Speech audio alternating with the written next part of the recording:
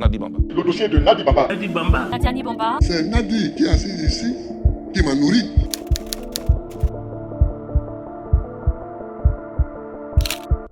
Le monde connaît Laurent Gbagbo, mais peu savent qui tenait les ficelles dans l'ombre. Pendant que le monde regardait le président, elle tissait les liens du pouvoir. Elle ne criait pas, elle avançait. Et aujourd'hui, son nom résonne à nouveau. Qui est vraiment Nadi Bamba? Et quelle est l'histoire de son ascension secrète? En retrait, presque effacé. Mais derrière ce calme apparent, il y a une précision redoutable. Pendant que les hommes se battent pour le pouvoir, que les tribunaux hurlent leur verdict, elle observe. Elle ne parle pas beaucoup, du moins dans les médias. Mais chaque geste, chaque absence, chaque mot compte. C'est cette histoire que Salomon a inspiré le chef. Il nous a pas dit, sortez. Parce que vous êtes ces gens. Et quand quelque chose est pour toi, là, tu ne sacrifies pas ça. Et c'est parce qu'on ne sacrifie pas ce qui t'appartient qu'il a dit aussi. Quand j'étais partie à Bié, il dit, il faut leur dire que moi je suis un historien. Le génocide rwandais a commencé parce que les gens se qualifiaient de cafards et autres. On en rit aujourd'hui. On peut voir un militant, des moutons là. Mais le mouton, on dit molle. C'est un sacrifice. C'était le sacrifice d'Abraham. On a des chiens. Mais les chiens, on n'a pas. On devient ce qu'on pense. À force de se répéter ces mots-là, c'est ce qui nous emmène à nous traiter de cette manière-là. Pendant que Laurent Gbagbo vivait ses années les plus sombres, enfermé, jugé, condamné par certains et attendu par d'autres, Nadi Bamba semblait tisser l'invisible. Un réseau, une présence, une influence. Elle n'était ni ministre, elle n'était ni députée, ni porte-parole. Mais tout le monde savait que, quelque part dans les coulisses, elle pesait. Quand Gbagbo est revenu de l'Aïe, ce n'est pas seulement un ex-président qu'on a vu descendre de cet avion. C'est une autre femme, marchant à ses côtés, qui a capté tous les regards. Ce jour-là, Abidjan a compris. Quelque chose s'était déplacé. Que Nadi Bamba avait décidé de rentrer sur la scène politique et cette fois, pas par la porte arrière. Derrière la réconciliation, derrière les sourires, il y avait désormais Nadi Bamba, la discrète, la patiente et la stratège. Alors, qui est vraiment Nadi Bamba? Quelle influence a-t-elle eu sur le pouvoir de Laurent Gbagbo entre 2000 et 2010? Et pourquoi son nom revient-il toujours dans la scène politique se trouble? Bienvenue sur le script, là où les histoires du pouvoir ne se racontent pas, elles se dissèquent. Nadi Bamba, né le 13 juin 1974 à Touba, dans le nord-ouest de la Côte d'Ivoire, vient d'une famille Bamba Fadika, respectée, enracinée dans la tradition musulmane.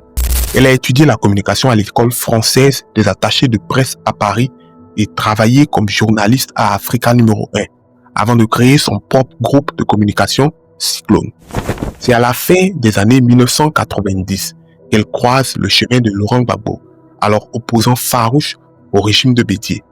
En 2001, leur union est célébrée dans les rites malinqués et musulmans. Officiellement, Nadi Bamba devient la seconde épouse du nouveau président ivoirien. Officieusement, elle devient un relais d'influence, une femme du Nord dans l'univers politique d'un homme du Sud, un symbole subtil dans un pays déjà fissuré par les lignes régionales et ethniques. Entre 2002 et 2010, alors que la Côte d'Ivoire s'enfonce dans la crise, Nadi Bamba agit comme une interface.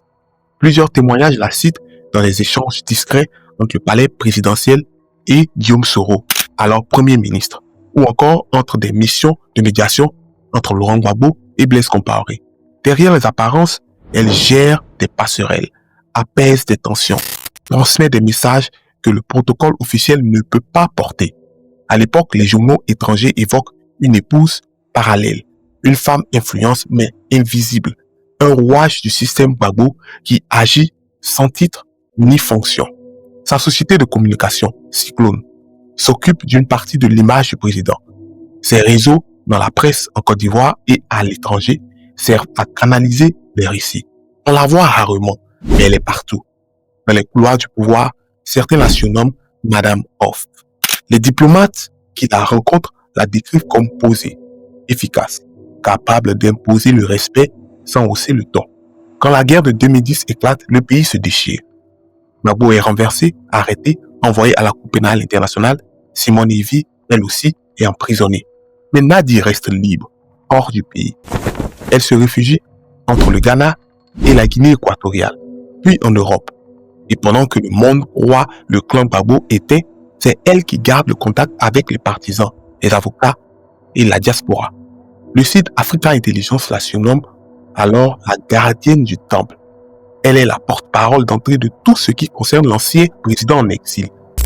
En 2011, les biens sont gelés par l'Union européenne, accusée d'obstruction au processus de paix.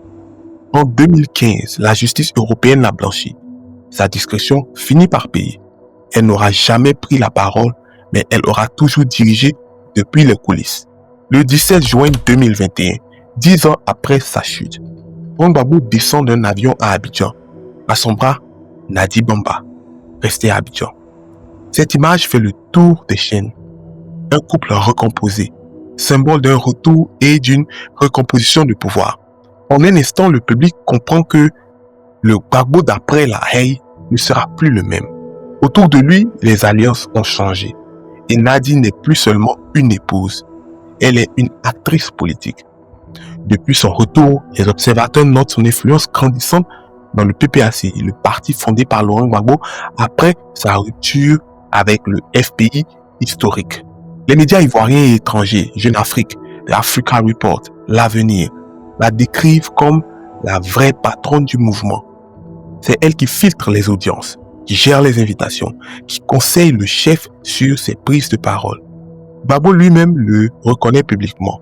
Moi, j'ai fait 8 ans dans la prison de Scheveningen et 2 ans à Bruxelles. Pendant ces 8 ans, c'est Nadi qui est assise ici, qui m'a nourri.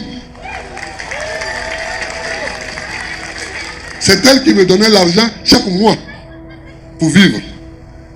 Une déclaration qui, au-delà des sentiments ou du sentiment, sonne comme une reconnaissance politique. Mais ce rôle trouble parce qu'il ravive une blessure. La rivalité silencieuse entre Simone Veil, l'ancienne compagne de combat, et Nadi Bamba, la nouvelle conseillère de l'ombre. Enfin, la nouvelle et ancienne conseillère de l'ombre. Ensuite, parce que certains cadres du PPACI dénoncent une concentration du pouvoir dans les mains d'un couple.